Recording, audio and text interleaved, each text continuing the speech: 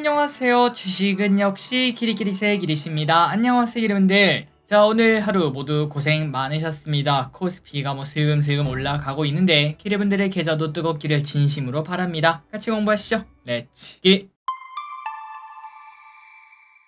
자, 코스피 2800 돌파했습니다. 2807에서 마무리가 되었고요. 하지만 체감 지수는 나쁠 수도 있겠죠. 코스닥은 오히려 0.4% 하락하며 이거 2차 전지는 어떡하냐라는 얘기가 또 나올 것 같습니다. 자, 그래서 결국 코스피 전 고점 탈환했습니다. 세 번의 공격 끝에 드디어 2800이라는 숫자를 우리가 볼 수 있고요. 그리고 삼성전자도 힘을 보태고 있죠. 81,600원까지 안착하는 모습입니다. 자, 그래서 이제 이걸 보면은 물론 정답이라고 말할 수는 없습니다. 아마도 이제 몇몇 기름들은 이거 곧버스 아니 곧버스는 아니더라도 인버스 살 때는 되지 않았나? 라는 생각을 하실 수도 있는데요. 물론 저끼리 또 동의합니다. 최근 세계 증시도 많이 올라서 전 세계 증시가 조정받을 확률은 조금씩 올라가고 있는 플러스, 그리고 우리나라는 또 대표적 박스권 아니겠습니까? 그렇기 때문에 결국 이렇게 올라가다가 흐앙하고 또 떨어질 가능성이 높아서 충분히 인버스를 고민을 해볼 수도 있다라고 말씀드리고 싶은데요. 하지만 중요한 건 이겁니다. 지금 여러분들이 아시다시피 반도체는 사정이 그렇게 나쁘지 않습니다. 그리고 삼성전자는 엔비디아발 뉴스만 나오면은 하루에 4% 5%는 그냥 우습게 오를 수 있는 그 정도의 기대감을 가지고 있기 때문에 실제로 엔비디아 뉴스가 나올 때마다 막 급등락을 했던 거 기억하고 계실 거예요. 그렇기 때문에 지금 같은 경우에는 인버스나 곧버스 같은 지수 하방의 투자기는 살짝은 위험이 있다라고 말씀드리고 싶습니다. 물론 엔비디아에서 어떤 이야기가 나올지 언제 나올지 우리가 알 수가 없기 때문에 여기에 대해서 확신을 가지고 말씀을 드릴 수는 없지만, 그런데 만약이라는 게 있지 않겠습니까? 그리고 중요한 거는 그게 만약에 터지게 되면은 삼성전자가 9만 전자를 가는 거는 그냥 시간 문제라고 말할 수 있고, 그때가 되면은 코스피 지금보다 최소한 4% 5% 정도는 더 올라가는 모습, 그 말인즉슨 곧버스를 샀다면은 마이너스 10%는 그냥 우습게 당할 수 있다는 그런 의미가 될 것 같습니다. 그렇기 때문에 혹시나 인버스나 곧버스 이런 것들이 생각나더라도 혹시나 너무 하고 싶다 그렇다면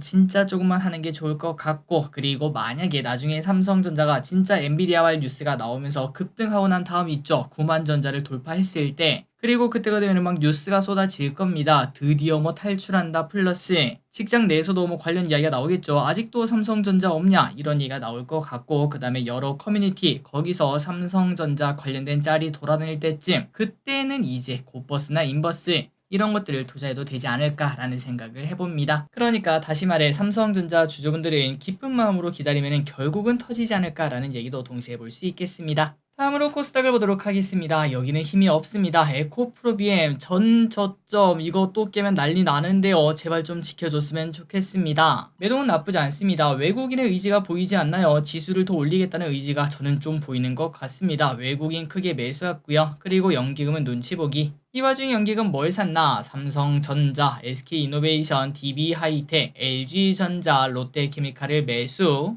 그 반면 매도한 것은 SK, SK하이닉스, H&M, LG생건, 네이버를 매도합니다.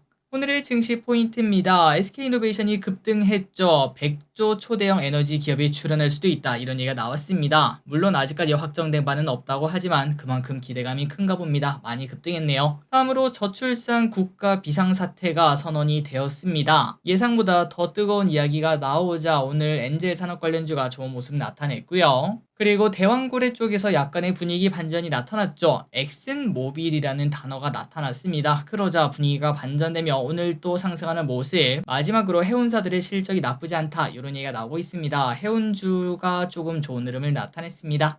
환율이 올라갔습니다. 1384.9원. 환율이 이거 슬금 계속 올라가고 있어요. 그리고 원자재는 전부 다 눈치 보기를 보여주는 것 같습니다. 아시아 증시는 전부 다 눈치 보기였습니다. 니케이, 상해, 항생 전부 다 큰 폭의 움직임이 없었고요. 항생은 0.6% 하락으로 조금 많이 하락했네요. 어제 휴장이었던 미국 현재 0.4% 넘게 상승하고 있습니다. 갑자기 엔비디아에 또 호재가 나왔다라는 얘기가 나오고 있고, 그리고 선물 옵션을 보면은 외국인의 선물 매수 그리고 콜옵션 풋옵션 매도가 있었습니다. 쇼핑을 보겠습니다. 개인 곧버스 사고 있죠. 지금 개인분들은 이거 박스잖아 더 이상 못 올라가잖아 라고 베팅을 하고 있습니다. 그리고 에코프로비엠, SK하이닉스, SK, 하나에어로스페이스, 셀트리온, 기아, 엔비디아 ETF, 미국 반도체 ETF, 네이버, 코스닥 레버리지를 매수합니다. 다음으로 외국인입니다. 삼성전자, 삼성전자우, 리가캠바이오, 한국가스공사, SK이노베이션, 하이브, LX세미콘, 쑥. 참고로 숲은 아프리카TV가 사명을 변경했습니다.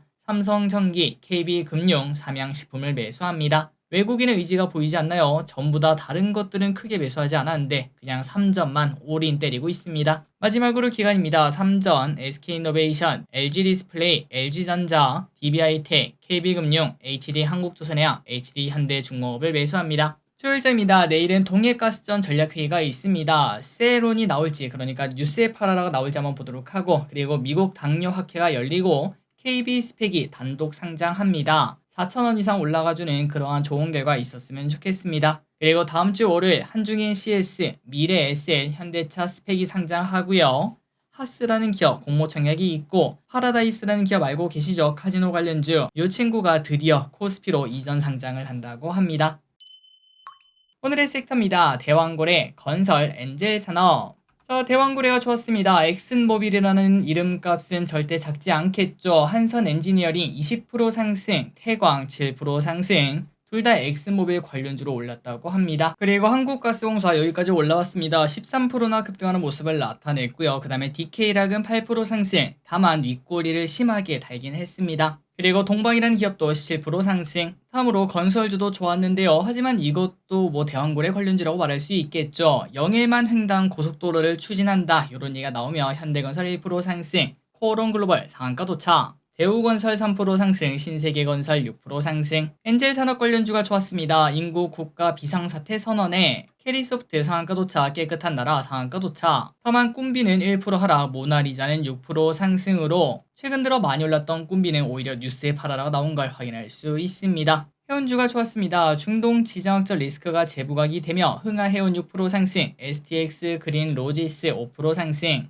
HMM 3% 상승, 대한해운 2% 상승, 그리고 실적도 좋다고 하네요. 조선주가 좋았습니다. 컨테이너 선수주 기대감 우리가 어제 공부를 했습니다. 조선주의 슈퍼사이클이 진짜 올 수 있다고 하고, 그리고 몇몇 기업들 이제 신고가 랠리까지 나타내고 있어요. HD한국조선해양 2% 상승, HD현대중공업 2% 상승. DB가 좋았습니다. DB하이텍이 테슬라 반도체 위탁 생산 추진을 한다라는 얘기가 나오며 DB는 윗꼬리를 많이 달긴 했지만 13% 상승, DB하이텍이 24% 급등. 이것 때문에 최근 들어 뭐 슬금슬금 오르기 시작했던 걸까요? 그리고 반도체도 좋았습니다. 업황 개선 기대감이 계속 나오고 있죠. 삼성전자 0.5% 상승, SK하이닉스 1% 상승. 방산주는 조금 쉬어갑니다. 하나에어로스페이스 1% 하락, 하나시스템 1% 하락. 화장품 관련주가 조금은 쉼이 이어지고 있습니다. 잉그루드랩 8% 하락, VT 6% 하락. 뭐 대장주 중 하나로 말할 수 있는 VT, 이 친구가 이제 21선에 닿을랑 말랑인데 과연 이 21선을 지켜줄지가 조금 포인트라고 말할 수 있고, 그리고 조금 뒤에 이제 음식료도 같이 볼 건데요.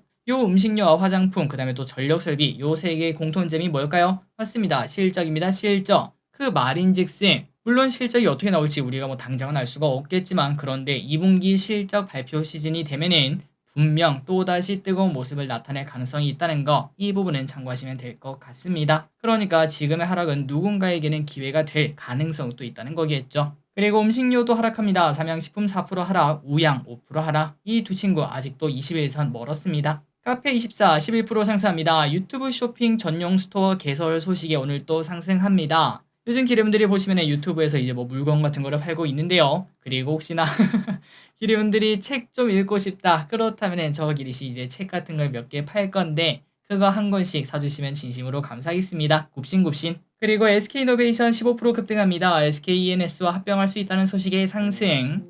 LS 마린솔루션 7% 상승합니다. 벨기에 전력회사와 해저 케이블 공급 계약 체결 소식이 나오고 있고, 그 다음에 뭐 대주주 매수 소식이 계속 나타난다고 해요. 자, 오늘의 공부 여기까지 끝났습니다. 내일 공부도 잊지 마시고 좋은 하루 잘 마무리하시기 바랍니다. 지금까지 길이셨습니다. 빠이요.